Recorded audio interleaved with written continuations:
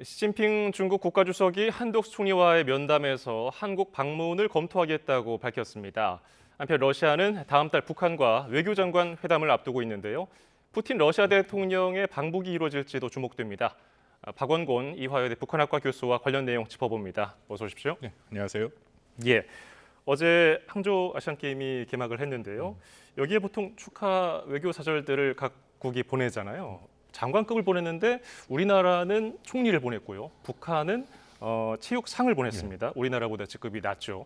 여기에 남북한 간의 정치적인 의도가 좀 있는 것 같은데 어떻게 보셨습니까? 뭐 일단은 한국에서 한덕수 총리가 간 것은 그만큼 중국과의 외교적인 공간을 넓히겠다라는 이제 분명한 의도가 있는 것이죠. 그간에 윤석열 정부가 출범하고 나서 중국과의 관계는 이른바 상호 존중과 호혜에 입각한 관계를 한다 해갖고 사실상 일종의 조정 기간을 좀 가진 것은 맞습니다. 예. 이후에도 뭐 처음부터 얘기를 했습니다만 정부가 그럼에도 중국과의 관계를 중시해서 다양한 분야의 협력을 계속 강화하겠다라고 얘기를 했고요. 이번에 그 아주 좋은 기회에 총리급이 간 것이고 총리가 간 것이고요. 그래서 뭐 알려진 것처럼 이미 시진핑 주석과의 이 대화도 있었다. 근데 다만 방금 말씀하신 것처럼 그 북한이 김일남 체육상을 보내는데 물론 장관급입니다. 그래서 예. 보통 이 정도 수준이 가는 게 특별히 이상하지는 않은데 그간의 북한과 중국과의 관계를 보면 일부 언론에서도 이미 좀 예상을 했습니다만 좀 더 높은 수준의 일종의 그 뭐 대표단이라기보다 이제 특사단을 보내지 않을까 뭐 그런 얘기가 있었죠. 뭐 얘기가 이미 나왔습니다만 2018년 8월에 있었던 자카르타 팔렘방 아시안 게임 때 이용남 당시 내각 부총리. 근데 뭐 2018년이라는 좀 특수한 상황도 있었습니다. 그때는 북한이 좀 적극적으로 대외 관계를 개선해 보려는 그런 의도가 있었다라고 판단이 되는데 그럼에도 최근에 북한과 중국 사이의 관계를 보면 조금 불편함이 느껴지긴 합니다. 예를 들어서 지난 7월 27일에 있었던 이제 북한이 말하는 흔히 전승절이라고 그들이 부르는 게 정전협정일이죠. 예. 그때의 그 분위기 같은 경우에도 당시에 이제 러시아와 중국의 대표단이 각각 시진핑 주석과 푸틴 대통령의 친서를 갖고 왔는데 김정은이 이 푸틴 대통령의 친서 같은 경우에는 제대로 격식을 갖고 차려서 받았지만 시진핑 주석의 친서 같은 경우는 연회장 복도에서 받는 아하. 약간 그런 모습들이 그간에 적지 않게 한두 군데에서 한두 군데지만 꾸준하게 발견이 되고 있거든요. 그러니까 이런 연장선상에서 보면 이번에 고위급 대표단이 안 간 것도 조금 북한과 중국 사이에 불편함이 있지 않을까, 뭐 그 정도의 조심스러운 추정은 가능하다고 생각합니다. 예. 중국의 움직임도 한번 좀 봐야겠습니다. 어제 오후에 시진핑 주석과 한덕수 총리가 회담을 했는데 비교할 만한 사진이 있어서 저희가 준비를 했거든요. 잠깐 보고 갈까요? 예, 왼쪽 사진을 보시면은 지난 6월에 중국을 찾은 토니 블링컨 미 국무장관과 시진핑 주석의 모습입니다. 왼쪽 사진 보시면은 토니 블링컨 미 국무장관이 왼쪽에 있고요. 오른쪽에 시진핑 주석이 보입니다. 반면에 오른쪽 사진 보시면은 어제 모습인데 이게 좀 데칼코마니처럼 좌우로 앉았습니다. 한덕수 총리와 시 주석이 마주 앉아서 대화를 하고 있는 모습입니다. 과거에 중국을 보면요, 외교 사절단이 갔을 때 좀 고압적인 태도도 보이고 좀 노골적으로 의자도 좀 높이가 다른 걸 앉혀가지고 대화하는 모습도 많이 봤었는데 이번에 의전은 어떻게 보셨습니까? 뭐 오른쪽 지금 보시는 저 사진이 정상적인 거죠. 예. 외교라는 것은 국제사회의 규칙과 원칙이 있고 그게 1648년 주권국가가 성립된 후부터 지금까지 꽤 오랜 기간 그동안 쌓아왔던 것들이 있습니다. 그래서 당연히 국가를 대표해서 가면은 그쪽에서 지도자가 그 대표한 국가를 같은 수준에 놓고 얘기를 하는 게 맞습니다. 근데 예. 다만 저희 왼쪽에서 보시는 이 토니 블링컨 국무장관이 갔을 때 저거는 굉장히 의도적인 거죠. 아하. 정치적인 메시지를 분명히 갖고 있습니다. 우리가 너무 잘 알다시피 미국과 중국 사이에 계속 갈등이 있고 이제 그런 상황에서 토니 블링컨 장관이 굉장히 많은 어려움 끝에 결국은 이제 베이징을 가게 됐는데 거기에 예. 시진핑 주석이 일종의 이렇게 면담을 하면서 자신들의 입장을 이렇게 밝히는 그 자리인데 그것도 미국에 대한 불만을 저런 식으로 표출을 했다라고 분명히 볼 수 있는 거고요. 그렇다면은 역으로 시진핑 주석과 한덕수 총리가 그 같은 자리에 이렇게 앉아서 서로 마주보면서 얘기를 했다는 것은 그만큼 어떻게 보면 중국도 한국에 대한 기대가 있다. 이제 그런 표현을 하고 있다고 생각됩니다. 근데 물론 만약에 한덕수 총리가 저희 블링컨 장관처럼 저런 형식으로 앉았다 하면은 그 다음부터는 한중 관계가 매우 어려워질 수가 있겠죠. 예. 그런 것도 당연히 중국이 고려했다고 생각합니다. 예.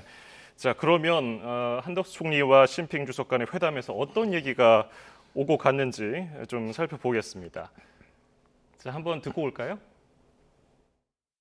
우리는 중국 측과 상호 존중, 호혜, 공동 이익을 추구하는 규범 기반 질서 하의 건강하고 성숙한 한중 관계 발전을 추진코자 한다는 점을 언급하셨고, 한반도의 평화 안정을 위해서 중국도 계속 노력하겠다고 하였습니다. 예, 장호진 외교부 1차관의 발언이었는데요. 여기서 좀 의미 있는 단어를 꼽으라면은 규범 기반 질서라는 게 보여요. 보통 이거는 중국이 미국 주도 질서로 규정했던 그런 의미였거든요. 그래서 우리나라가 제법 할 말을 했다 이런 얘기 평가를 받고 있는데 이런 것에 대해서 중국에게 일부러 이런 단어를 썼다고 볼 수 있을까요? 그간에 윤석열 정부가 등장해서 뭐 우리가 가장 최근에는 이 캠프 데이비드에서 한미일 정상회담을 보지 않았습니까? 아주 명확한 대외 정책의 원칙으로 방금 말씀하신 정확한 명칭은 이겁니다. 규칙에 기반한 국제 질서라고 예. 얘기를 하죠. 그것을 대외 정책의 원칙으로 삼고 가겠다라고 한 건데요. 그게 어떤 거냐면은 우리한테 사실 익숙한 겁니다. 자유무역, 또 주권 존중, 힘을 통한 현상 변경 반대, 열린 다자주의, 법치. 그리고 비확산도 거기 포함이 되거든요. 이제 그렇게 한국의 입장에서는 평화와 번영을 갖고 온 굉장히 중요한 원칙인데, 말씀하신 것처럼 뭐 중국의 입장에서는 거기에 불편한 것들이 있죠. 예를 들어서 남중국해나 대만에서 힘을 통한 현상 변경을 모색하고 있는 모습들도 있는 것이고, 그렇지만 이 모든 것이 딱 미국과 우리가 맞춰서 간다라기보다는 미국도 사실 규범에 기초한 국제 질서를 어기는 부분이 있습니다. 자유무역 같은 경우에는 우리가 계속 얘기해왔던 인플레이션 감축법 같은 경우에 그 원칙을 훼손하는 조항들이 분명히 있거든요. 그렇지만 어쨌든 한국의 입장에서는 중요한 기본적인 원칙을 가져가겠다라는 것을 시 주석한테 얘기를 한 거고, 그 의미는 아까도 말씀드린 것처럼 윤석열 정부가 상호 존중과 호혜라는 기본적인 입장을 갖고 중국과의 관계를 조정을 하고 있고, 그렇지만 이런 원칙은 우리가 계속 지켜가겠다라는 것을 한번 밝혔다. 근데 특별히 여기에 뭐 방점이 많이 찍힌 것은 아니기 때문에 그리고 26분 만나서 뭐 사실은 좀 여러 가지 서로 각을 세우는 얘기는 좀 피하는 부분이 있는데요. 근데 다만 이 중국에서 외교부가 자신들이 600자 분량으로 한덕수 총리와의 만남을 스스로 밝힌 내용이 있습니다. 그거는 한국 측, 우리 방금 장호진 차관이 얘기한 거랑 좀 다르게 얘기가 나온 것들이 좀 있죠. 예, 뭐 어떤 알려진 내용들이 좀 있습니까? 예, 알려진 게 있는데요. 일단은 시진핑 주석의 방한 내용이 예. 좀 이따가 저희가 말씀을 좀 나누겠습니다만 그 부분에 대해서는 빠져 있습니다. 빠져 있고, 그리고 시 주석이 한국과의 관계를 중요시하지만 앞으로 한국이 어떤 정책 결정을 할 것인가가 중요하다. 그러니까 약간 전제로 그런 얘기를 한 것들이 발표가 돼 있거든요. 예. 근데 그것도 어떻게 해석하느냐에 따라 좀 차이는 있다 판단이 되는데, 기본적으로 국가 간의 서로의 뭐 정상회담이라든지 중요한 회담이 있으면 발표를 할 때 각각의 입장에 방점을 두는 게 좀 다릅니다. 예. 그리고 각각의 입장에서 자신들이 원하고 싶은 얘기를 좀 하죠. 근데 물론 그거는 중국 같은 이 권위주의 체제에선 좀 더 그런 현상이 더 많이 보이는 것도 사실이지만, 그러니까 그런 면에서의 한국과 중국 사이의 약간의 차이는 읽힌다, 그렇게 판단이 됩니다. 예, 아무래도 한덕수 총리가 아시안 게임 계기로 축하 사절로 간 거잖아요. 그래서 회담에서 어떤 얘기가 오갈까, 좀 무거운 얘기 좀 할까 이런 의문이 있었는데 우리는 이런 얘기를 했고요. 시 주석은 뭐 일반론적인 얘기를 시작했어요. 가까운 이웃이고 때려야 뗄 수 없는 협력 동반자이다. 근데 한국이 중국과 함께 중한 관계를 중시하고 발전시키겠다는 것을 정책과 행동에 반영해야 된다. 이런 그렇죠. 얘기를 했거든요. 이건 어떤 의미가 있을까요? 그러니까 그 부분이 아무래도 한국이 한미일 이 협력을 강화하고 있고, 그리고 예. 그 안에는 뭐 공급망을 비롯해서 중국을 견제하는 모습들이 있으니까 그런 부분에 대해서 한국과 중국이 앞으로 한국이 어떤 정책적인 선택을 하는지가 계속해서 이 대중관계에 중요시한다. 그 또 하나 무슨 얘기를 했냐면 14억 인구라는 얘기를 했습니다. 그러니까 중국이 갖고 있는 시장 규모를 다시 한번 시장 얘기한 거죠. 규모를 뽐냈네요. 그러니까 자신들이 예. 갖고 있는 가장 큰 일종의 레버리지라고 불리는 그 시장을, 중국 시장에 뭐 한국을 비롯해서 120개국이 사실은 중국이 제일 그 교역국입니다. 그런 경제력을 또 바탕으로 해서 한국이 너무 한미일의 이 협력으로 강화되는 것은 좀 이렇게 견제하는 그런 의미가 담겨 있다라고 생각되는데요. 근데 그렇다고 이게 어떤 노골적인 얘기가 나온 것은 아니고, 또 예. 한미일이라는 얘기가 나오지도 않았고, 또 미국을 견제하는 그런 얘기들이 정확히 나오진 않았습니다. 그래서 전체적으로 보면 중국이, 특히 시 주석이 그간 한국을 비롯해서 뭐 이 서구권에 있는 국가들, 미국과 동맹국들의 정상을 만나면 같은 얘기를 반복해 왔거든요. 그 연장선상에서 읽는 것이 맞다라고 생각합니다. 예. 14억 시장에 접근하려면은 뭐 우리에게 협조해라 뭐 이런 강압적인 그런 의도는 없었던 그런 거는 거죠? 아니고 그런 물론 건 아닌가요? 자신들의 시장이 있다라는 것을 보여준다라는 예. 것은 뭐 분명히 강압적이보다는 그런 기회가 있으니까 한국이 결정을 할 때 예. 그것을 좀 분명히 염두에 둘 필요는 있다. 그런 얘기인 거죠. 그렇군요. 예. 그러면서 또 알려진 바로는 시진핑 주석이 우리가 얘기하지도 않았는데 먼저 한국 방문을 진지하게 검토하겠다는 내용이 있었어요. 벌써 한 10년 됐더라고요. 박근혜 정부 시절 2014년 이후에 시진핑 주석이 방한을 하지 않았는데 이 얘기가 왜 이 시점에 나왔을까요? 뭐 이거는 한국이랑 아까 말씀드린 것 중국 발표가 서로 다릅니다. 예. 그 내용이 다르다고 서로 얘기가 안 했다라고 판단은 안 되고 저는 한국의 아까 장호진 차관 얘기가 맞다고 생각이 됩니다. 당연히 한덕수 총리가 얘기를 했을 거고 왜냐하면 작년 11월 15일 날 인도네시아 발리에서 처음으로 윤석열 대통령과 시진핑 주석이 만났는데 거기에도 이 얘기가 있었어요.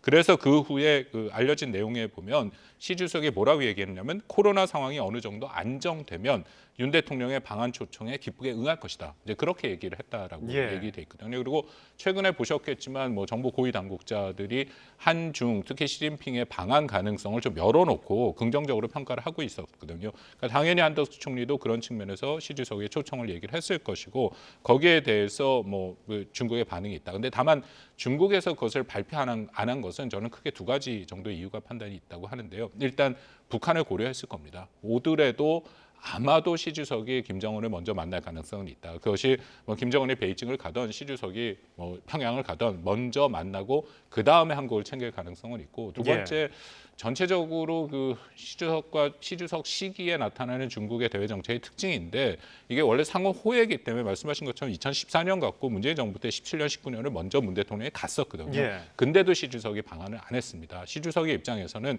주변국 세계 국가가 먼저 정부가 바뀌면 좀 먼저 와서 베이징에 오는 이제 그런 형태를 선호하는 모습들이 분명히 보이거든요. 예. 근데 한국 정부는 그렇게 안 하겠다고 분명히 선을 그었으니까 그것을 앞으로 어떻게 조정하느냐. 근데 중요한 것은 한중 간의 관계를 앞으로 잘 관리해 갈 필요는 있습니다. 그렇다면 중국 체제의 특성을 보면 분명히 시 주석과 뭔가 정상회담이 한 번은 이루어지는 것이 그 이후에 관계를 관리해 나가는데 좀 더 도움이 되는 것은 분명해 보입니다. 예.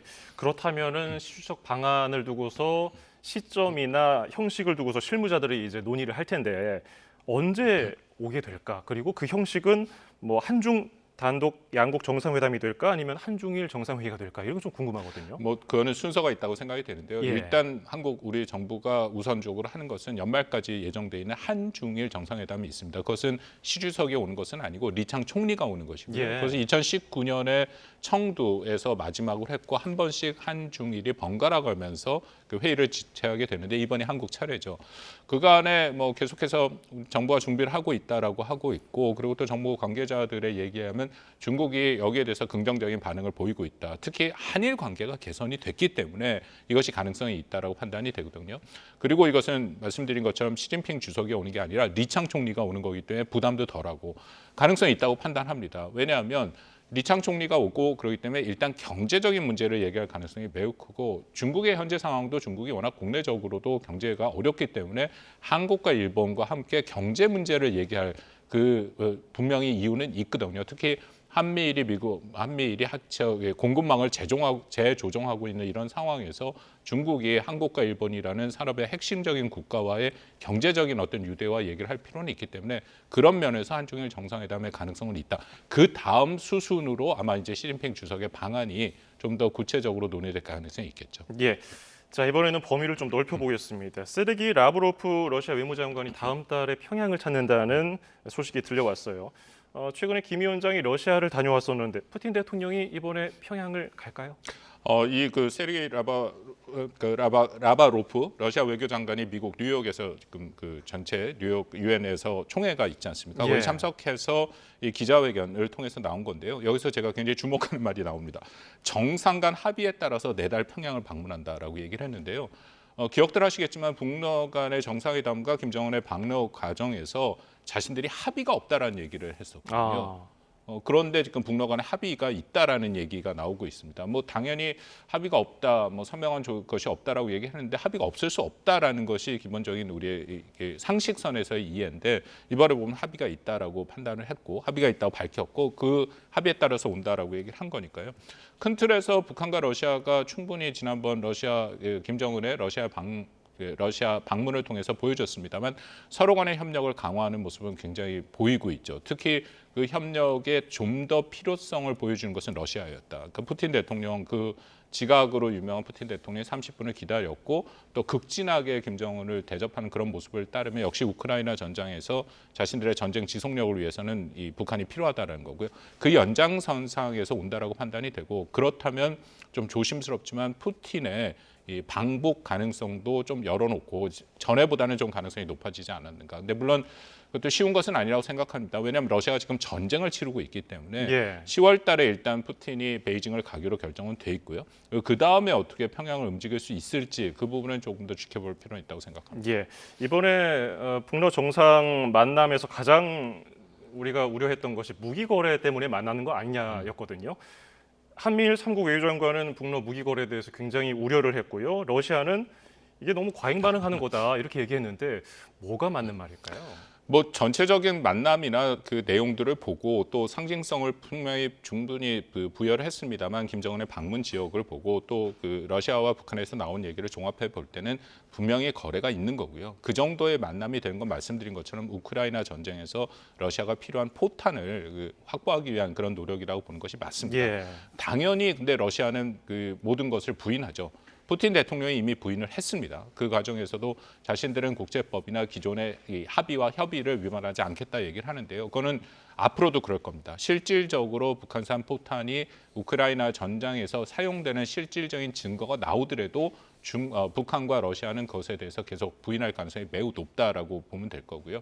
그러니까 거기에 대응해서 한미일은 분명한 문제 제기를 해야죠. 특히 한국의 입장에서 가장 심각한 문제는 러시아가 북한에 무기를 지원하거나 아니면 첨단 기술을 이전하는 건데 저는 뭐 가능성이 그렇게 커 보이지는 않습니다만 그럼에도 만약 그런 상황이 발생한다면 이것은 우리 한국에 대한 실존적인 위협이 되기 때문에 예. 거기에 대해서는 한미일이 같이 협동해서 합력해서 이 문제를 제기하는 것은 필요하다고 생각합니다. 예, 알겠습니다. 오늘 말씀 여기까지 듣죠. 지금까지 박원곤 이화여대 북한학과 교수였습니다. 말씀 고맙습니다.